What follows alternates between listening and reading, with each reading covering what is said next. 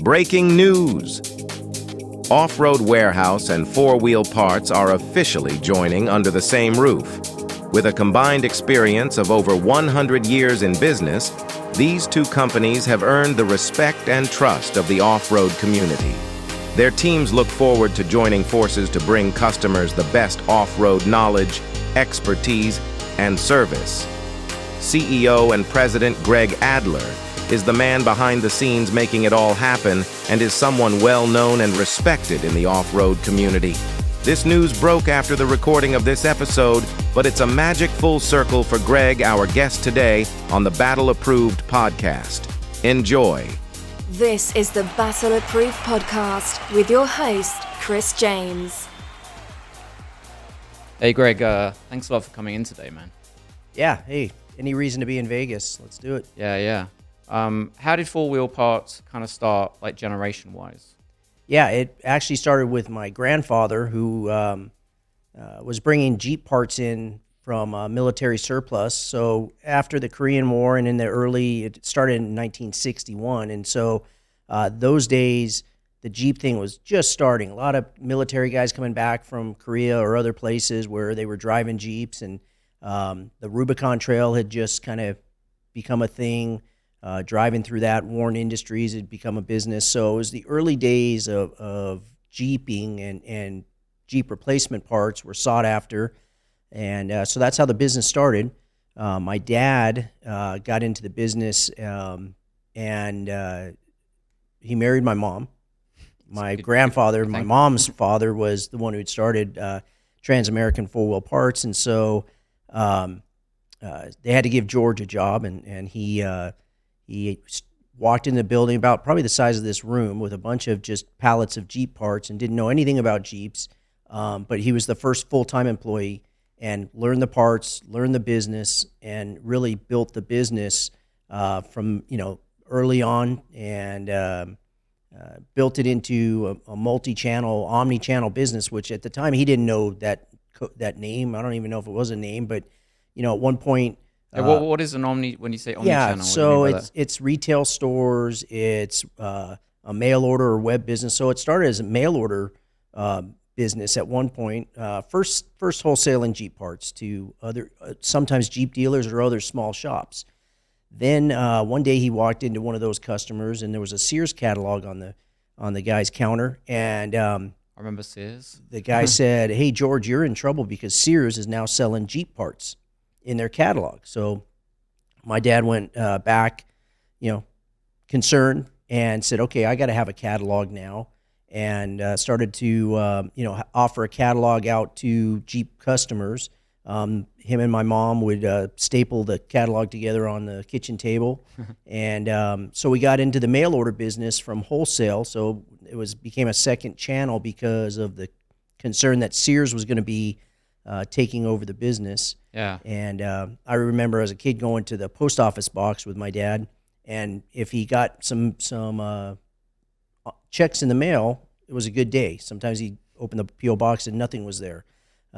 So that's the early days, and eventually became brands and manufacturing and multiple retail stores, and mail order switched to the internet, and off we were. Did this all happen naturally, just around so many people wanting Jeep parts? It did, but I'd say my dad, he won't take credit for it, but he took a tremendous amount of risks in the business. He was, always fearful of failure, and he did things in the business that would be very difficult to do today. Many businesses try to do it today and try to pull these things together, but it's not done very easily and or successfully. But he took risks when you're selling wholesale, but then you have your own catalog. He took risks with, adding brands adding stores in competitive areas, and so it was a long process to build it. And that's the other thing. He did it, very cautiously.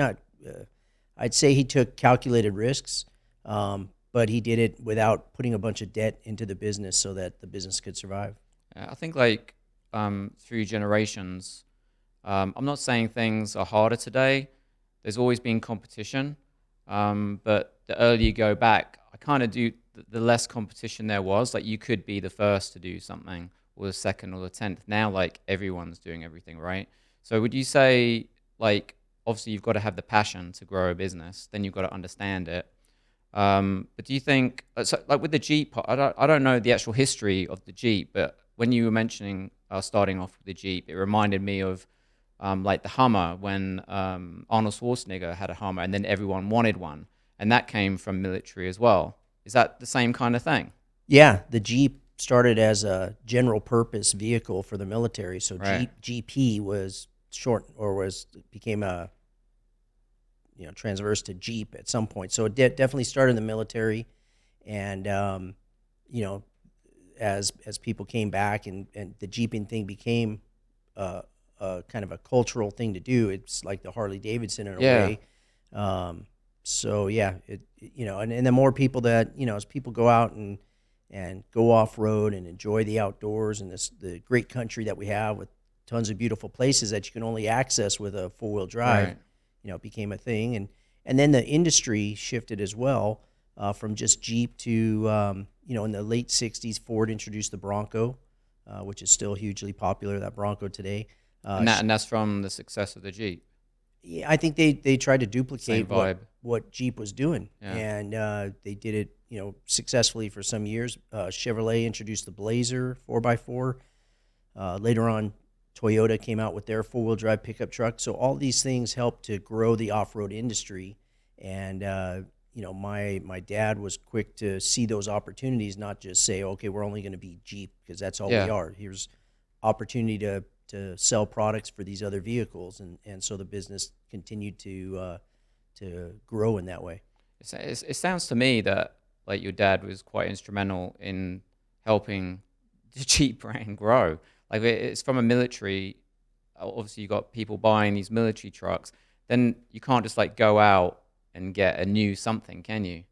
Like you're not allowed to go to a military base and buy something. So then you got to find out where to get it from. Then your dad's got these parts, and then I'm sure like he's had to start making parts as well. Yeah, over time. So, I think the evolution of the Jeep as an off-road vehicle for people to go go recreate. Our company was a part of that. My dad was a part of that, and the Yeah. industry was growing into, it was the whole industry was blossoming with brands like, Warren, as I mentioned, with their winches, and they had an overdrive unit. Rancho suspension had shock absorbers and lift kits to fit a little bit bigger tires. Yeah. There was a competitor called Dick CPEC, so off-road guys will know that name, and they were very similar to what 4-wheel parts was Okay. in our days. And unfortunately, they tried. They got to the point where they were trying to just copy what we were doing, and that's not a good business case and a business strategy. And so, later on, they went away, and we continued to grow. Okay. When did you start to get interested in, like, were you interested in like off-road in general because you kind of brought up through that, or were you kind of like sidetracked and doing other things as a kid? Yeah, no, I loved the business that my dad was in. So as a kid, it was cool. We'd go to 7-Eleven and look at the well, everyone else was looking at the girly magazines. I was looking at the off-road magazines that had ads of 4-wheel parts, our company in it. So I was into it. Based on my stature, I wasn't very good at sports. I never got to play basketball, never got picked. So I always wanted to race off-road. That was my, I loved the cars and trucks, and I had motorcycles and 3-wheelers. So the going off-road was just a thing that I enjoyed. And so I always enjoyed that part as a kid growing up, and looked to do more of it as an adult. So doing off-road, was that like bikes, quads, everything? Yeah, Everything it you could started pick? as 3-wheelers for us. So the old Honda ATC 3-wheelers. And that's like a earlier version of 4-wheel quad, right? Exactly. So they morphed into quads. What was the reason for morphing? Do you think it's like safer? Like, I always think it's anything with 3 wheels, I think, is a bit dodgy. Yeah, it's kind of crazy, honestly. I was a 3-wheel guy, and You got to go to 4, Greg. You got to go to Well, 4. they said, oh, three-wheelers are dangerous. And I said, well, I mean, two-wheel motorcycles, you leave it alone, it falls over.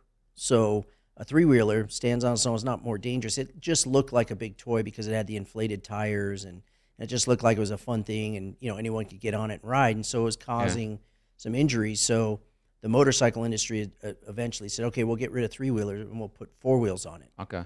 I don't know how or why all that worked. I know at the time I was like, that doesn't make a lot of sense, but that's the way it goes. So I'm glad it morphed into quads and it didn't go away. And then later on, or now, it's morphed into UTVs. Yeah. The UTV business is for me, like, how I got into off-road was I was a fan watching the Talk series online, like 2014, 2015, just seeing it online then. And then I was actually in Vegas at the end of 2015, and I went to see a Lucas race near the military base here. And I saw these little carts, these little trucks came out. I didn't know they were called mod carts at the time. And they hadn't even started racing. I just liked the noise. And then I heard someone like, oh, they're only like 12 years old in there and stuff. And as soon as the flag dropped, I was like hooked. I was like kind of looking around, like first time I seen it, I was like so excited to watch it. But from where I was going on that, the UTVs, since I was filming from 2015 up to 2019 when Lucas kind of went away in 2020. I wasn't a fan of the UTVs in short course because they're like a multi-terrain vehicle. You have to do a lot to make them compete well on the track. So all these carts and trucks and buggies, they were all built to run that track. So the whole kind of setup and everything, wherever you race, is critically important, right? But when the UTVs came on board, they didn't jump well, they didn't corner well. They would literally topple over like they were maybe a three-wheeler. Right. And I was just going, they suck. But the good thing about them now is that now anyone can buy them. The technology is getting a lot better. And I think the greatest thing is that it helps like the aftermarket part, and all the guys in the shops that only maybe build 2 or 3 trucks can now do like 20, 30 UTVs. So the reason I kind of went like this, and it's a little bit long-winded, is because it's kind of full story in like kind of what you do with OffRoad Warehouse now. So you now have a new brand, OffRoad Warehouse, and that does cater to UTVs, right? And trucks and everything as well. How's the business changed with UTVs coming on board? Because really, UTVs are quite new, really, for power sports market, right?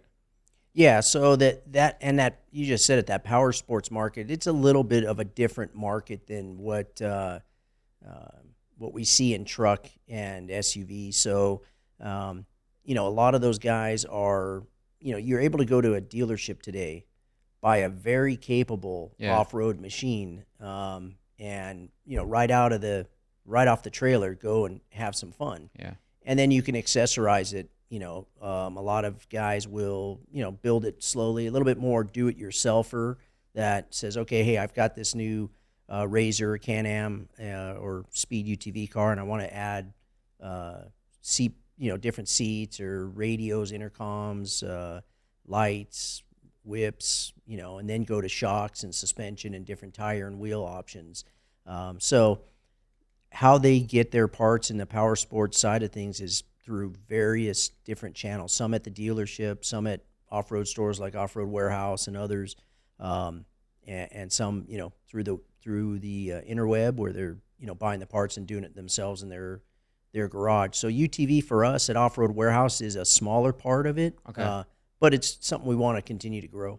Yeah. That's interesting that you say it's a small part of what you do compared to trucks and Jeeps still, right? Yeah, trucks and Jeeps are really our kind of mainstay. So guy with a Toyota Tacoma or a new Jeep, JL Wrangler, Gladiator, Ford, Chevys come in and, they want typically looking for a bigger tire and wheel. So they'll need a suspension lift to accommodate the size tire and wheel they're looking for.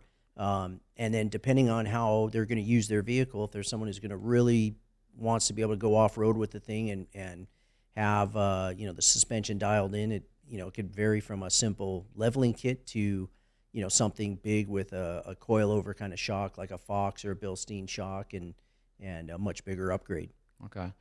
When I first came to America, I actually just wanted to buy like a big American something, and I had a Lincoln Navigator, and I got it because the guy had already like bought the wheels and tires, so they were like 22 wheels, low profile tires, but the ride was horrible. Like it was very, very bumpy, and I think like the alignment was a bit out. So when you change the wheels and the tires and you start messing with that, it really does mess with the geometry of the vehicle, right? So it was to the point where like you almost want to go back to the old ones where it was all nice and smooth. But what you guys do and the way technology's improved now is that you can almost have any size wheel, tire, and still run smooth, right? I'm guessing. I'm hoping. Well, that's what we tell the customers. Yeah. So OffRoad Warehouse, just going back to four-wheel parts, one thing that I don't understand or haven't really looked into is you got four-wheel parts and there is like Trans America. Why are there two separate names when really they were kind of like, it was four-wheel parts, the brand, but then maybe Trans America was the parent company or something, or were they two separate companies? Yeah, we explained this to a lot of guys over the years, so Okay. don't feel bad. Okay. So Trans-American Auto Parts, that was the original name of the business when it started. And as my dad decided to have a retail catalog, he didn't want to be too in the face of all his customers buying from Trans-American. So he said, they came up with the name Four Wheel Parts. It's more like the retail, like the retail yeah. side, the retail facing. So that's what most people know the business as.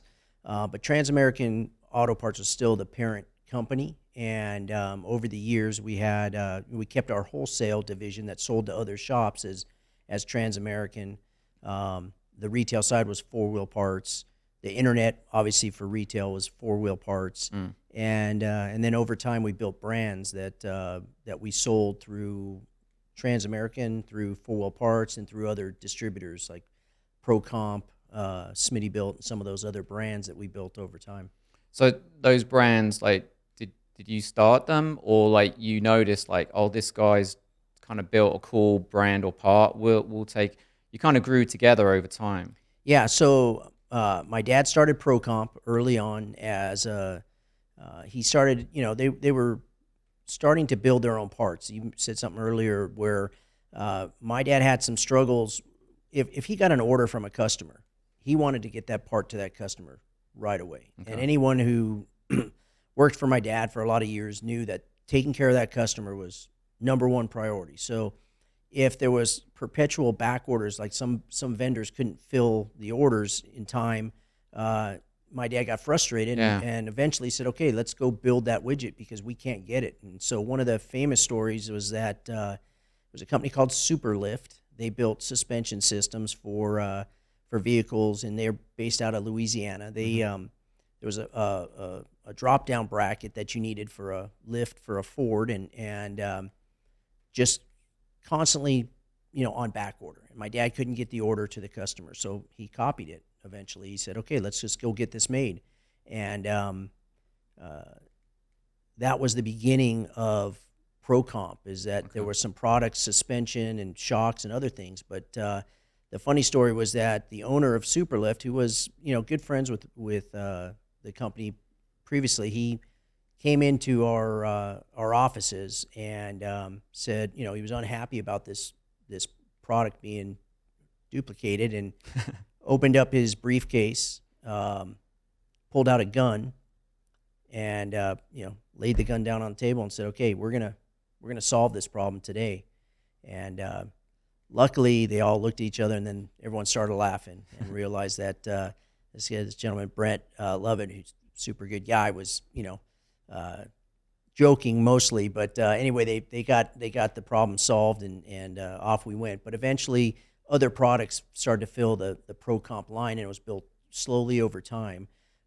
Other brands we acquired. So Smitty Built was a brand that had been in the business for years and years, and had gone through some different ownership changes and was struggling. And then Transamerican, we were able to buy that brand, and I was able to put the right guys in place to run that business and really make that bring that back to, not only bring it back to life, but far exceed our greatest expectations on that.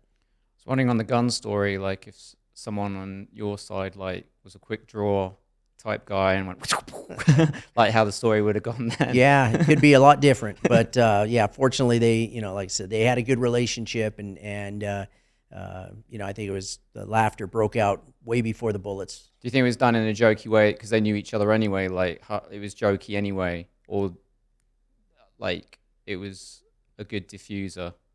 Yeah, I wasn't there for that. Right. This is before my time, but I think, knowing Brett and the relationship that my dad had, people knew that they knew where they stood with him. He was, pretty straightforward. Everything about the business, he was just it was all about how to make the business grow and be better and such. And people respected that.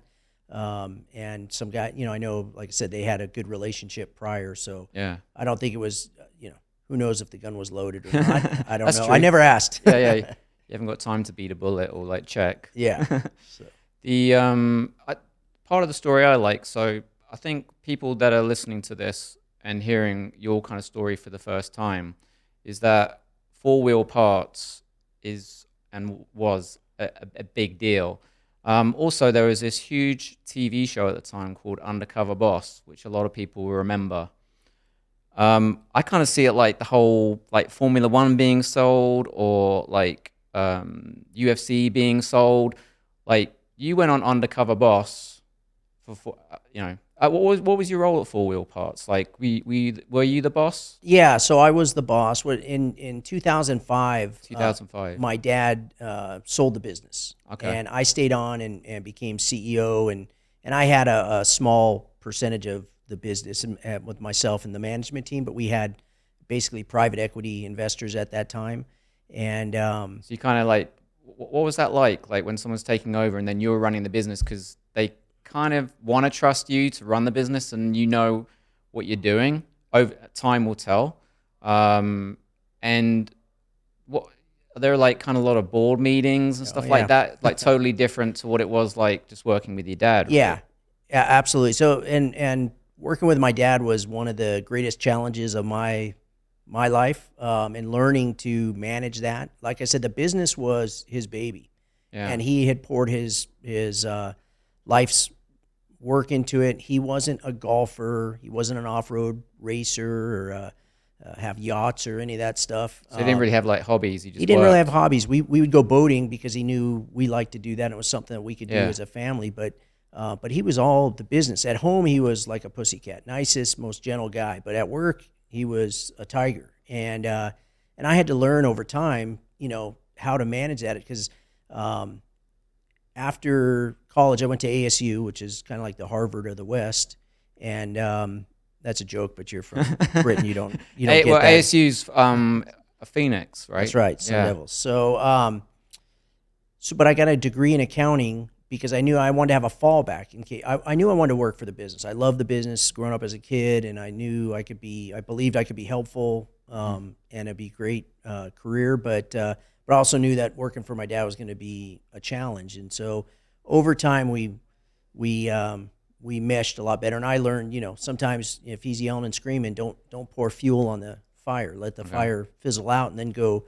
He was 99% right about what he was yelling about, but sometimes it got lost in the delivery. Why do you think he sold? Did he had enough, or was it like he had a good deal? Like did someone cut? Like was he looking for someone to buy it, or just someone came along? Because there's two sales here. Like your dad sold it, then you took over and ran it for X amount of years, and then someone else bought it. Yeah, so it was a time early on where private equity was just getting into the aftermarket industry. One of his good friends in the industry had sold his business, and so Oh, so it's maybe like a talk around a barbecue or something. Hey, let's sell my business. Well, you do the same. Yeah, and we felt like as a family, it was a good opportunity to kind of put an exclamation point on my dad's life and what he built, and he was always concerned about having being able to have a strong secure financial future for the family. Prior to that, I mean, everything was in the business, and he lived hand to mouth with the business, and the stress level would go up if we went into our line of credit at all. If we had $1 worth of debt on our books, he was screaming and yelling to stop ordering this and stop doing this. No more free coffee. It can be stressful going into debt. Yeah, and that's an entrepreneur, and he did it better than anybody. So it was that opportunity that came up, and What year did your dad sell? in 2005. 2005, Yeah. and then from 2005 to you working, like what year did you do the Undercover Boss, and like how did you get on this TV show? Because like kids probably don't know this show, but it was like I think it was like #1 in the rating, especially on the day and stuff. It's Undercover Boss, like the way they produced it with heart, making your heart kind of like go. Yeah, exactly. So we did that show, I think around 2015 or 2016, and So we good decades gone by. Yeah, and we were also, our private equity investors who owned the majority of the business, 80% of it. They had decided it was a time that they were going to start to look to sell the business. We had a really great ride over the years, and that's what private equity does, is they buy and sell businesses. They don't hold them. They want to make a profit. They want to make a profit. They don't want to hold them forever. A lot of them have 5-year, 7-year kind of windows. This went a little longer, but it was very successful, and they were really good partners. We had a great board of directors, and everything's good when the business is good, and you really find out who your partners are when in times of struggle or challenge, or you're not hitting your numbers for whatever reason. That's when you really find out who your partners are. But we had a great situation, and one of my marketing guys, a guy named Patrick, came to me and said, "Hey, Undercover Boss reached out about doing a show, being on the show. Are you interested?" And was that like a bit of a curve, like hearing that from someone? Like it almost sounded like you don't even expect someone to say, "Hey." It was like when you reached out on this podcast. I was like, "Hey, wait a sec." We're not quite well. Yeah, we're getting there. Yeah. But so I said, "Look, look, I'm interested because I think what we wanted as Full Wheel Parts was a 60-minute infomercial on CBS national TV. Is that how you prime saw time. it? When you heard it, like you saw, did you see it as a marketing opportunity? Absolutely. Oh, you did? Yeah, 100%. So you kind of knew, like, I should do this. I should do, yes. And I'd seen enough of the shows to know that there's some risk. One show a guy was on, and the boss was talking to an employee, and the employee said, "Hey, you want to go smoke some weed in the back?" And I was like, let's do it. So it's like Elon Musk and Joe Rogan. Yeah. We're not doing that today? I mean, come on, podcast, right? I've got a bag down there. So there was a little bit of risk, but I really felt confident in the business and the employees and what we had, that would be minimal. CBS, they want 60 minutes of tearjerker kind of, emotional TV and that kind of thing. Mm-hmm. And so, off we went, and they pride themselves, at least with that show, about keeping it real. So we didn't know where we were going, which stores we were going to go do. So they kind of do their own research and ask employees if they want to do it or not, and then you don't know any of this, or they don't run anything by you or anything. You just go in cold turkey. Absolutely. As this Yep. Undercover Boss, in case no one has seen it, you can Google it and see it on YouTube, but you're not going to look, when you turn up at your place of work, they're not going to know that it's you, ideally. That's the plan. And so, a little harder to hide short, stocky, and handsome, but they got away with it. We did get away with it somewhat, but I ended up getting caught in one of the stores. And so what I had told them is, I said, look, I'm more, I try to go visit the stores as often as I can. And every time I would visit a store, I felt like I learned at least one thing that made that visit or that stop worthwhile. So I said, look, on the West Coast, I travel through there more than the East Coast. So the further east we go, the better. Unfortunately, we went into Charlotte for one of the episodes, and I had been to Charlotte. It was NASCAR. I love anything racing, and I've been to the Hendrick shop. We had a relationship with Hendrick Motorsports, and so of course I'd pop in the store in Charlotte. So I got kind of caught on that episode, and they said that's okay. It makes for good TV, and later on they brought my brother in to help me at another store because they said the next place we're going to is Dallas. And I'm like, Dallas? I go to Dallas all the time, So it turned out to be good TV, but they really kept it, like I said, real.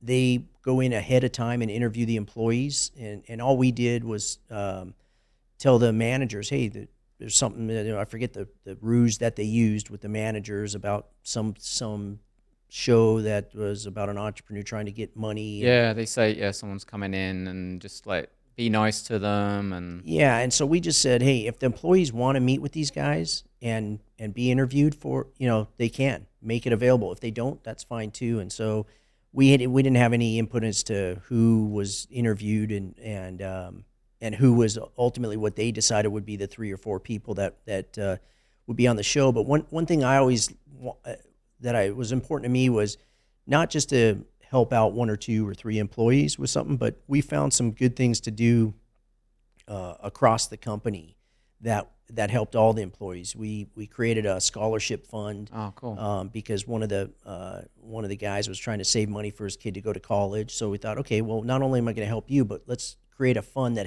can help other employees in their kids or their own education.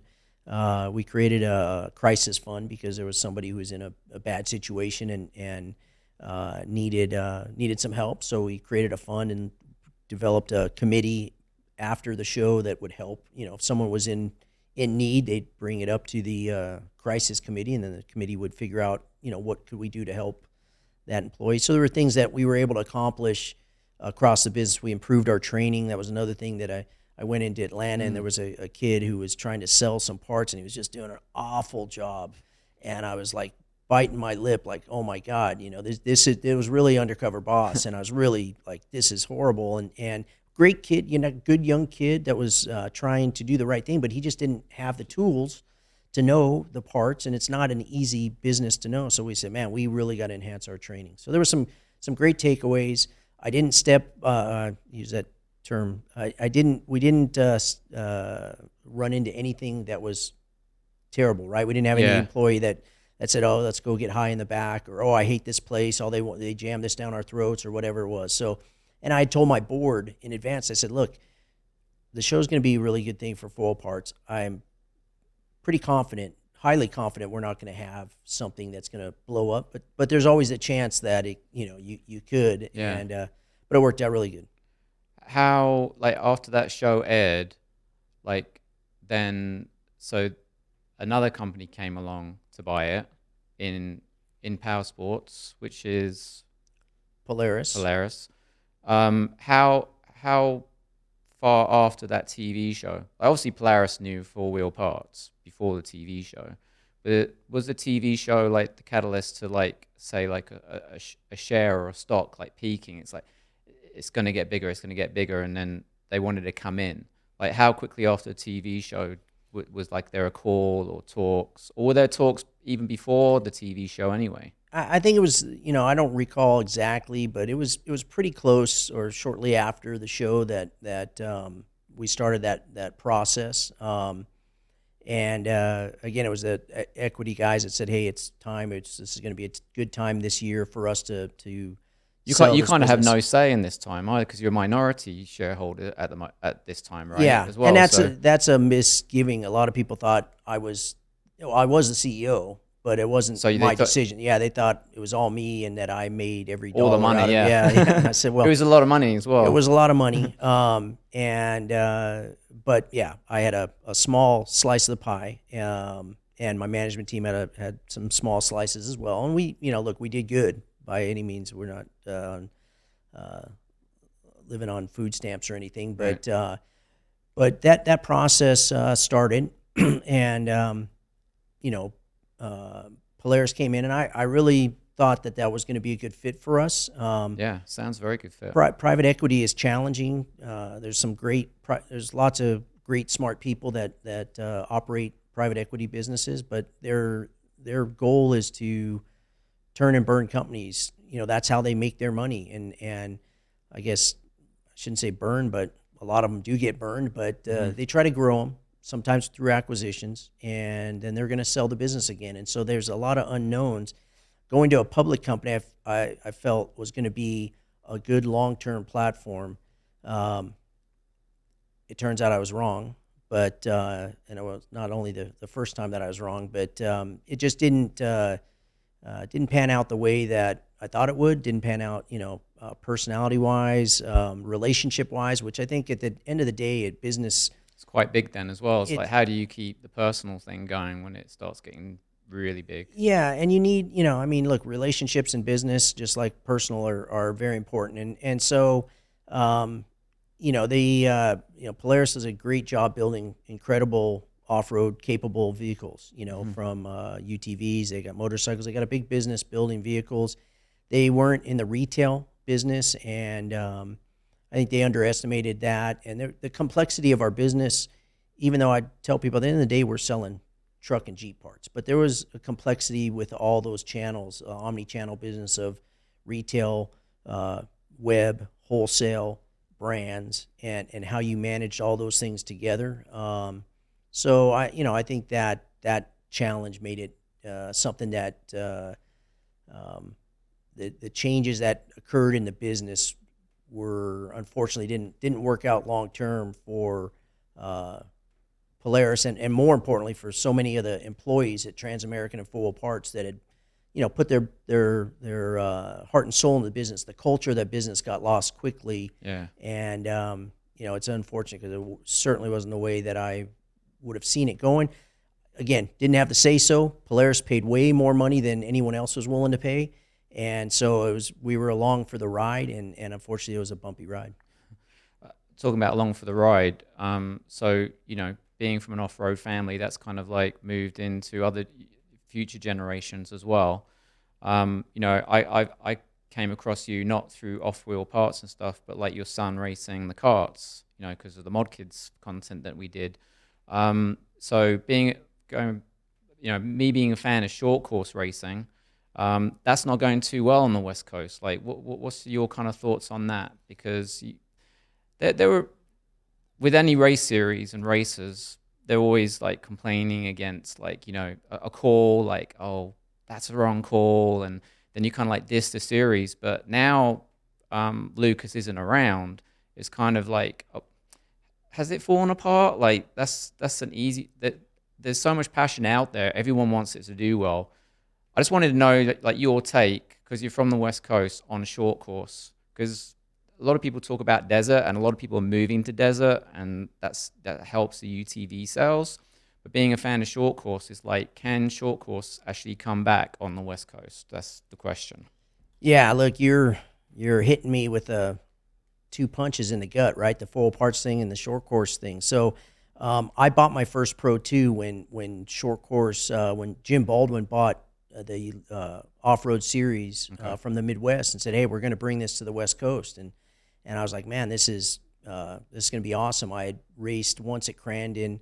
I had started in the desert years ago and did some other racing in between there, just to keep those competitive juices flowing. So I was super excited. And what Baldwin did with short course, core off-road, and then eventually Lucas picked up those pieces, and really grew it. And in its heyday, it was incredible. Amazing. Yeah. My son will play a YouTube video of one of the old short course races, and the stands are packed, and there's 20 Pro 2s racing and 15 Pro 4s, and all the classes are filled. And so back in its day, it was really something. And it had, as time went on, it had some challenges, but it did so many great things. Like you say, those mod carts, those are mini Pro 2s. Right. those things are fire breathing little dragons, Yeah. and with the 450 Yamaha motor. I mean, I bought one for my kid, and I was like, man, I don't. First of all, I want to drive it, and second of all, I'm scared to have him drive it. But and that series, that was such a good feeder thing that there's kids today that aren't kids anymore, that they're racing NASCAR. Haley Deegan was a champion mod kart driver now in NASCAR. Riley Herbst, Sheldon Creed won championships in NASCAR and came up through karts and short course. So and several others. So it's been it's done its job, and it was doing its job to create opportunities for people to kids to grow into, and so what do you think can be done? Like, okay, so there's how many short course tracks left? I think there's still one in Vegas. You've got Glen Helen. I don't know if the Utah one still exists. So maybe there's like 3 or 4 short course tracks. Yeah. Like what? Yeah, I really want to this is where I'm going to push. It's like, what can be done with short course? Because it almost needs. Yeah. So look, Lucas did a great job with it for a lot of years, and people said, "Oh, Lucas is making so much money and this and that," and they would complain about this or that. And it's like, I just tell you as a friend, running a series, operating a series, it's not a money-making thing. It's not a money-making thing, and it's brutal, right? Because you try to put all this on, so there's places to go race, and then everybody's complaining about something. My kid got hit, should have got a black flag, or this happened, or blah, blah, blah. A lot of politics. It's not easy. Yeah. And so, I give Lucas a ton of credit for what they built, and I give him a ton of shit for pulling the rug out on everybody. They had produced a schedule for the next season, sent out the schedule, and then the next week they said, "Oh, we're not doing anything. You're on your own." And it really left the West Coast short course scene in shambles. And it's like a just bomb going off. Yeah, and look, I get that business-wise they decided it wasn't a good venture anymore, but don't, have some plan, have some process to transition it so it doesn't just, blow up. And do you think so? Is the answer? It's got to start from. It's literally got to start from scratch. Well, I don't know. It's tough. So even in the latter years, the series was shrinking. More guys were going to desert. The costs were really high. Yeah, and it started getting really expensive. Yeah, so everybody, I had a Pro 4. You have to have this, an X-Track transmission, which is $50,000. You have to have a $50,000-$60,000 800, 900 horsepower engine. You have to have this front diff that's, $10,000, and all these things need to be rebuilt every race. So you spend $1 million to campaign a truck. It's not out of the realm to do that and to travel. So it got expensive, and guys started saying, well, if I go to the desert and spend the same amount of money, or I could spend less and get more miles. That was the thing I didn't like about UTVs at the time, because people would say, like, get an UTV, you can get one from like a Harley Davidson, it's like cheaper, and they were pushing the UTVs over the karts. Yeah, and honestly, the UTVs did have more places to go and race, and the 170s, the little UTV you could buy, guys would trick it out, and it would almost, when you went to race a 170, it was almost didn't even look like a 170 anymore. Right. But well, that's a race vehicle isn't really, it's not a stock vehicle. Yeah. Pretty much. When you get serious and you want to be like top 5 podium, it's totally custom. Yeah. So I think that there is opportunity still on the West Coast for short course. It's not, it's. Would you want to Would you be one of the guys to maybe lead or support something like that? For the reason I just told you, hell no. Hell no. Okay. We try to support. Look, I mean, we try to support the gas series, which was Lee Perfect and his family essentially, and some other folks. Dave Cole through King of the Hammers try to keep the series alive, and so OffRoad Warehouse supported it. Polverdi supported it, and Maurice and some others from United Rentals helped to try to keep to prop it up and see if we can make something go. And it's just tougher. It takes a big investment.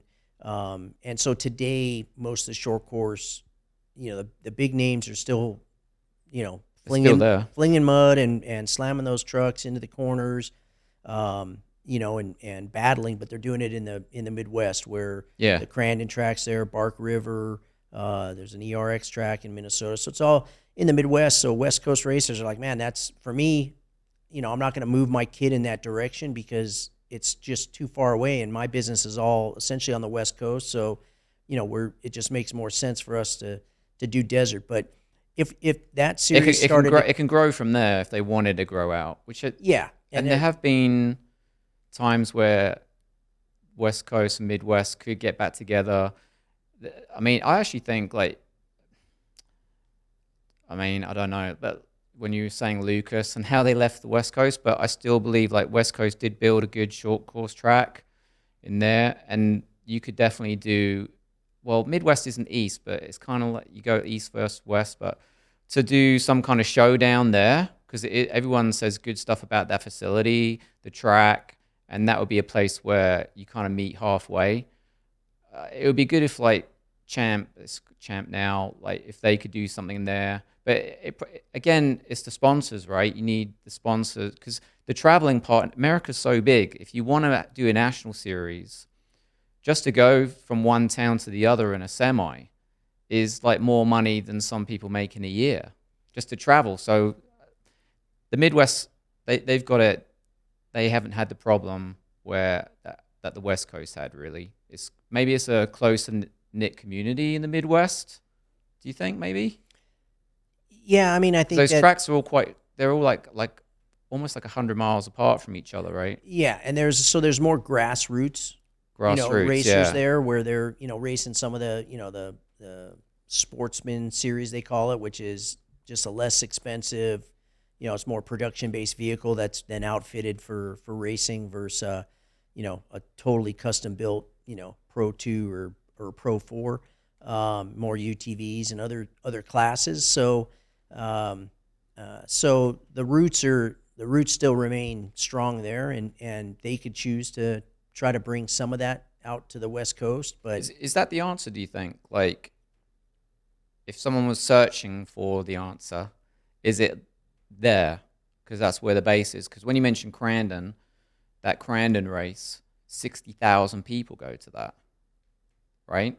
That doesn't happen on any other short course day, does it? I think Crandon has another day, earlier in the season, that maybe get half the amount of people. Yeah, they do a June race, and then they do the big Labor Day Cup races. And you've raced at one of these? Yeah. Really? Yeah. So in a Pro 2, Pro 4, or? Absolutely. Both? Really? Yeah. So they do, rather than a rolling start, it's called a land rush start. So you line start up from 0 miles an hour. There's 10 trucks or so in one line, and if you didn't qualify well, you're in a second line, which you just get mudded out completely. So I started my Crandon racing career by not seeing anything except mud blasted in my face. But the tracks are amazing. The track's amazing. The crowd's amazing. They have a back area called Jurassic Park. They call it. Yeah, it's going to be crazy. It's a dangerous area to go cruising through, but they all have fun. But the racing there is incredible. All the short course racing is incredible, and I think you got hooked. I love it. Right? Yeah, I got hooked. I have guys call me and say, "Hey, are you? When are you guys doing that racing again?" I'm like, I'm not short course racing anymore, but the thrill of driving it is insane. And I remember, there were times where I'd miss a race, or I wasn't running both series, so I'd race Pro 4 and I'd watch the Pro 2 race. I'm like, God, these guys are nuts. Yeah. When you're in the truck, you're not, you're just doing what you're doing. But when you're watching, it's like, man, it's crazy. But the thrill of backing those trucks into these corners and driving these, 900 horsepower machines, and just, jumping off these big jumps and cranking them sideways and trying to, back into the corner and drive out. And you got 5 guys around you trying to do the exact same thing and get to the front. Is just the adrenaline rush is I can't compare it to anything else I've ever experienced. Let me just leave it on. Let me leave it on this. So OffRoad Warehouse, how many stores have you got, and are you happy the way things are going?